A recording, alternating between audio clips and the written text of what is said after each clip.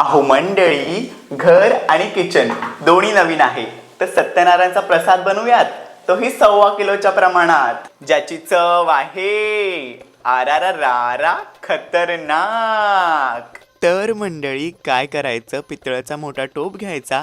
आता आपण 1.25 किलोच्या प्रमाणात करतोय ना, तर 1.25 लिटर तूप आणि रवा घाल ना, तो जास्त जाडही नको आणि बारीकही नको, थोडा मीडियम असला पाहिजे, जेणेकरून टेक्स्चर खूप छान येतं. आणि रवा देखील 1.25 किलोच घ्यायचा. मस्त मंद आचेवरती ना भाजायला सुरुवात करायची आणि असा छान हलका झाला की त्याच्यामध्ये घालायचे काजू, बदाम आणि केळीची कापं घालायची. ह्या स्टेजपासूनच सगळं एकत्र मस्त तुपामध्ये भाजलं ना, तर प्रसादाचा शिरा खूप उत्तम लागतो.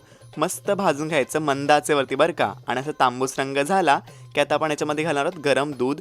दूध कधीही एकत्र घालायचं नाही, बॅचेसमध्ये घालायचं आणि मिक्स करत राहायचं, जेणेकरून गुठळ्या येत नाही आणि प्रसाद एकसारखा बनतो. छान मिक्स करून झालं ना की झाकण ठेवून ना 1-2 मिनिटाची वाफ काढायची. आता साखर घालूयात, ती देखील 1.25 किलो घालायची बरं का. छान मिक्स करून घ्यायची. तुम्ही टेक्स्चर बघू शकता किती सुंदर आलंय आणि रवा देखील लुसलुशीत झालाय. साखर छान विरघळली की मग घालायची वेलची पूड आणि छान मिक्स करून घ्यायचं आणि शेवटी घालायची तुळशीची पाने आणि तयार आहे मंडळी तुमचा लुसलुशीत असा एकदम परफेक्ट बरं का सत्यनारायणचा प्रसाद. प्रमाणासोबत प्रेमाने आणि भक्तिभावाने बनवाल ना, तर प्रसाद छानच होईल. बोला सत्यनारायण भगवान की जय.